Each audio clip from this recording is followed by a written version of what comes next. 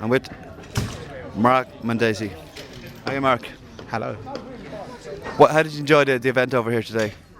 I had a fantastic time. The time seems to have gone by re- re- really quickly because we started off at around 2 o'clock. It's about 5:15 now, and the time's just gone because I've had so much fun, not just playing but watching Steve White play and watching Michael Lee play as well, and yeah, So had a good time.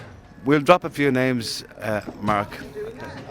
You worked with the likes of Courtney Pine, am I right? That's right. I worked with Courtney from 1985 through to 93. So I haven't worked with him in 10 years, and I still get people asking me, "How is Courtney then?" You know. It's like at the time it was like there was Bramford Marcellus over in the States and the Marcellus Brothers, and there was Courtney Pine over in the UK. Yeah. So what did you think of the two? Could you contrast the two scenes? Is it possible to contrast the two scenes of music over in Europe and the States in the jazz field? Well, it's got to be different because the jazz, or the type of jazz that we were playing in the 80s, which was much of it was influenced by the arrival of the Marsalis brothers, and also in the case of Courtney, he was very much influenced by John Coltrane and Sonny Rollins and those guys. So it needs to be stated that jazz in that style is an art form which is it's heavily part of the culture of the United States. So the way we approached it in the UK is going to be different. It's not so much of an intrinsic sort of almost a lifestyle as such, although jazz is a lifestyle more than it is a style of music. So we could only express our way of playing jazz from a UK standpoint, because being from the UK we had a lot of other influences, and those influences you couldn't help but to have those influences come through. So those would be the major differences. But there were some great jazz musicians knocking around, as you said, Wynton Marsalis and Bramford Marsalis. There's some family of musicians, I know, weren't they? The Marsalis family. Yes. They were from New Orleans based, weren't they? That's right. Yes. Yeah. Say, what are you up to these days, Mark? What are you involved? You were saying earlier on you're working on different projects and stuff. So, what is your major project at the moment, say, Mark? Well, my major project at the moment is The girlfriend. Pardon? The girlfriend. All right. No. Majorly, I'm working on my solo career. I've been doing quite a bit of band leading much of this year, trying to get a lot more writing done, composing and collaborating with a lot of other writers as well. And I just want to continue doing what I'm doing, but not really to stay in the role of sideman, because I've been doing the sideman role for the past 18 years or so, and I'm kind of. What do you mean by sideman, say, Mark? Sideman, right? Sideman. The role of the sideman is basically you're the member of the band, but you're kind of like the Overseeing what's going on. You're kind of like the hired hand in the sense. I've worked with a lot of bands, and I'm the guy at the back of the stage, playing the drums, playing my role, serving the compositional concept of whatever band I'm working with at the time. Now, when you step out of the side, There's been an arrangement of the music and that type of thing, or arrangement of the scores, or is it that tight, that field you're working in? Yeah, well, when you're considered a sideman in the jazz context, whether you're a bass player, guitarist, or whatever, your role is to contribute to the band, relating to the instrument that you're playing at the time, and then you have the band leader. So in any kind of jazz band format, you'll have the leader, who is usually the person whose name Goes on the whole event or whatever. goes on the newspapers and the posters and flyers and whatever, and the rest of the band who are playing the music, they are known as the sidemen. When you come away from the role of a sideman, that's when you become a band leader, and that's when you arrange all that stuff, arrange the compositions, but the way yes.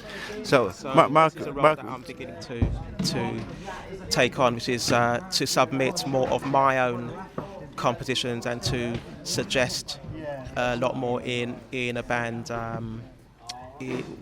within band format, and to present my own view of how the whole sound should, music, rather than try to realise the other person's vision of what they want to create musically. This time it's up to me to realise my own idea of what I want to hear. I must say, Mark, I've never seen you perform before live, and the set you did at the end, I only caught the end of it when you did the composition of the different styles, and you said kind of it's not so much the right numbers, hitting the right numbers at the right time, but this is the way I do it kind of thing. And that really worked. It was a different style to, say, the other styles of Steve White.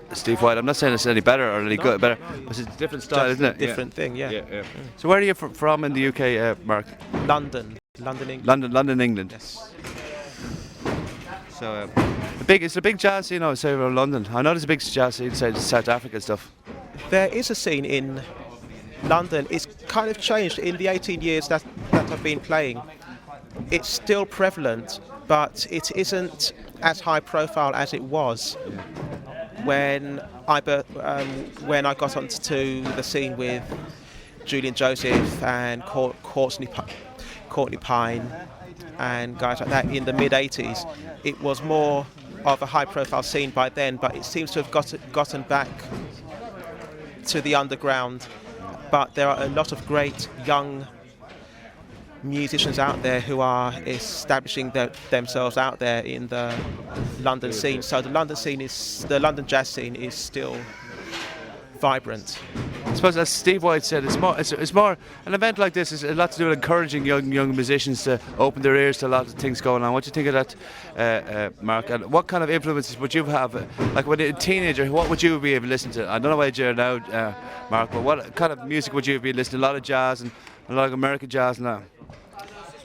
As a teenager and as a young child too, I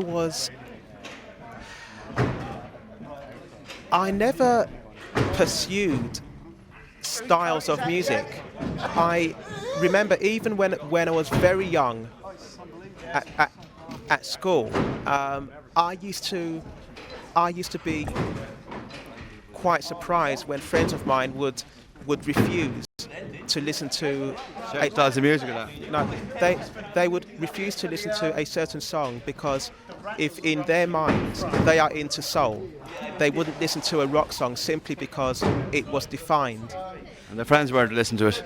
As a rock song, whereas the approach that I've always had is that I like to listen to harmony, melody and rhythm, and if something rhythmically or harmonically inspired me, then I would listen to that. I wouldn't be thinking about, is this jazz or is it rock or is it soul or funk.